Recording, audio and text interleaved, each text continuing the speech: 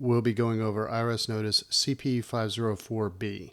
This is the tax notice you might receive from the IRS if they're sending you a levy notice, so an intent to seize or levy your property or rights to property. So we'll walk through this notice step by step. We'll tell you what you should consider doing, some immediate steps that will help mitigate the chance for your property to be seized by the IRS. But first, let's take a look at some of the important information at the top of the notice. So you'll see the notice number, CP504B. The tax period is 2018. The notice date, January 30th, 2019. While it's not realistic, let's go ahead and just assume that this is, the realistic date. The notice date is going to be the trigger point for any action items.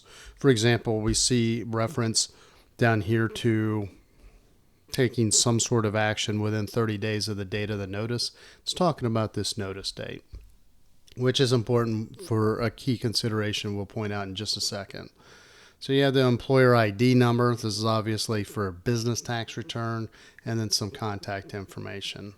Over here on the left-hand side, this is the business name and address. So the notice date, the 30-day time frame, if you've relocated, that doesn't impact the IRS's timeline at all. So it is in your best interest to keep your address up to date. You can do this by filing the IRS change of address form, IRS form 8822 for individual taxpayers, IRS form 8822-B for business owners. So we'll put links in the show notes to resources that we've created on both of those. So you should keep your address up to date just so that you can stay on top of IRS correspondence. Let's take a closer look. So this is a notice of intent to levy property or rights to property. Unpaid taxes for Form 1120, which is the corporate tax return. It shows the outstanding tax amount plus the failure to pay penalty and accumulated interest. So that results in an amount due of $9,533.53. So if you agree with it, simply just pay the tax bill. You can use this as a coupon.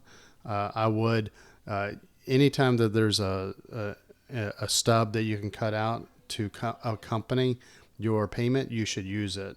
So, and I would also default to the address that's on this payment voucher.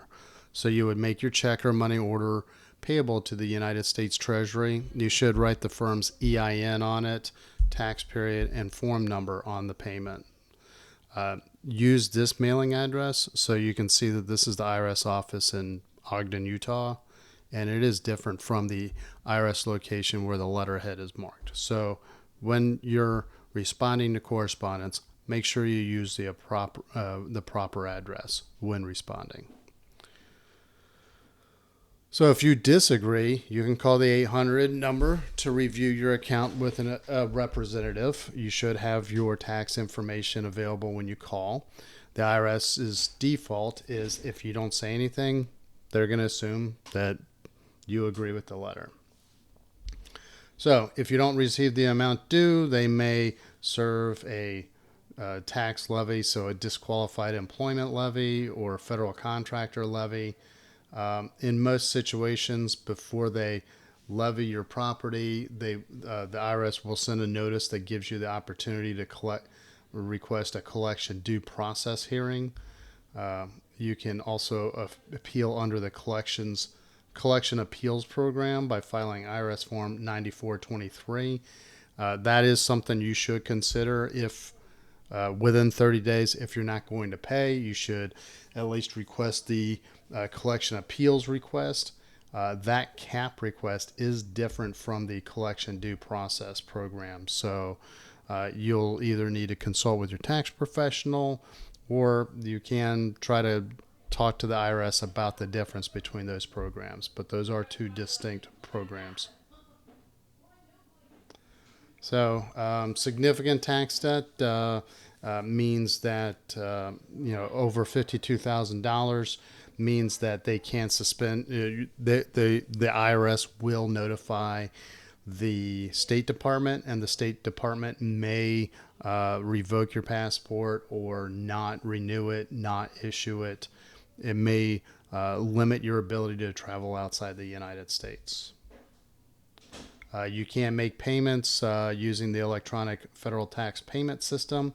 So some of these concepts, there are forms. Like for example, there's if you're not enrolled in EFTPS, there is a form that you can complete. You can also enroll online, but we'll put links to the resources we've created about forms.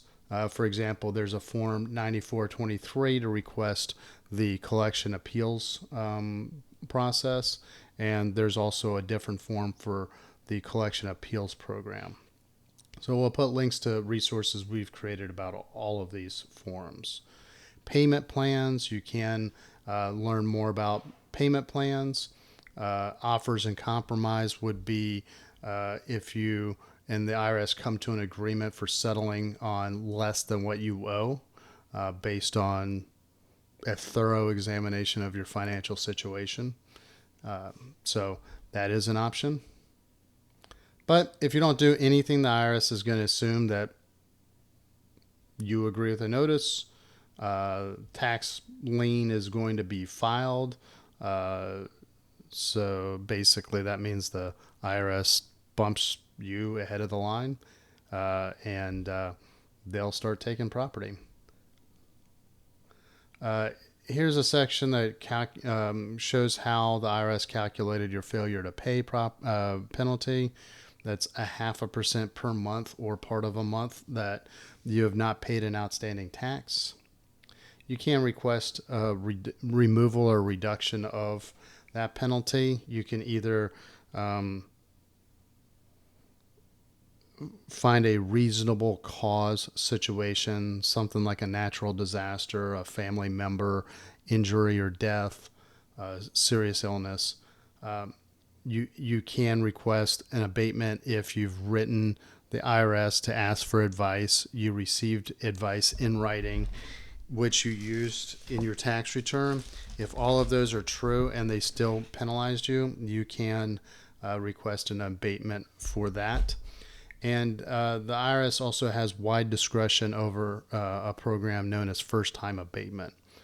So if you have a relatively clean history, the IRS can take that into consideration when deciding to remove penalties. So there's a form you would complete, IRS Form 843. We'll put links to that in the show notes. You can't abate interest as easily as abating penalties. However, if you're able to successfully abate a penalty or reduce your outstanding taxes, the IRS will recalculate any associated interest accordingly. So if you get a penalty abated, the IRS will recalculate the interest so that you're not paying interest on a penalty that you no longer have, or perhaps you shouldn't have had in the first place. There's an additional information right here. I'll circle back to it. I just want to kind of go through the rest of this notice, the mailing address to get more information.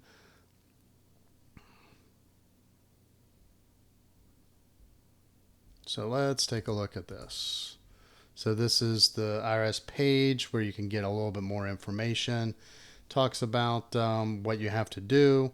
So basically you pay or you have to contact the IRS. And if you don't, they can seize property from either wages, commissions, or other income, bank accounts, business assets. So generally speaking, the IRS has a lot of discretion on what assets are seized. Now, placing a lien on a property simply means that if you sell that property, the IRS gets paid first. If they seize your property or they levy your property, that means that they're actually going to take it so they can sell it or liquidate it, get the money. Now, if they liquidated, let's say they seized a house, which they likely would not do if other assets were available, then they would sell. If they sold off the house, they would pay themselves with the proceeds once that tax bill and associated penalties and interest are paid off, then you would receive the rest of the proceeds. They don't keep all the money. However, that's a very low priority for the IRS.